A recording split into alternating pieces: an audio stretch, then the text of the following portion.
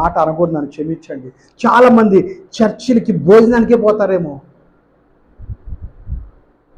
భోజనానికే పోతారు. అందుకే దేవుడు ఈ మాట రాయించాడు ఇక్కడ. చాలా జాగ్రత్తగా ఈ మాట చదివి చూడండి.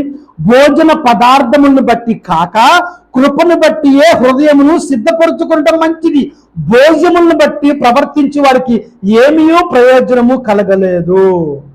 చూడండి, భోజనమును బట్టి ప్రవర్తిస్తారంట. రేపు ఆదివారం భోజనాలు ఉన్నాయనగానే ఇదిగో నేను ఒక్కడనే కాదు 10 మందిని తీసుకొని చర్చికి పోతారు చాలామంది. ఇంటి పక్కోండి, ఇంటి ఎదురోండి. మీరు మేతాపుర అబ్బాయి వాక్యం వింటాం అందరూ, అరే అక్కడ చర్చిలో వాక్యం బాగుంటుంది, ఆడ మీరు మారు మనసు పొందుతారు, దేవుడు మీతో మాట్లాడతాడు, మీకు హృదయ శుద్ధి వస్తుంది, మీరు బాప్తిజం పొందుకోగలుగుతారు, అక్కడ వాక్యం అంత బలంగా ఉంటుందని ఎవరిని వెంట పెట్టుకొని చారే భోజనాలప్పుడు మాత్రమే లాక్కొస్తుంటారు. ఇంటి వెనకాలని, ఇంటి పక్క వాళ్ళని, ఇంటి ఎదురోళ్ళని.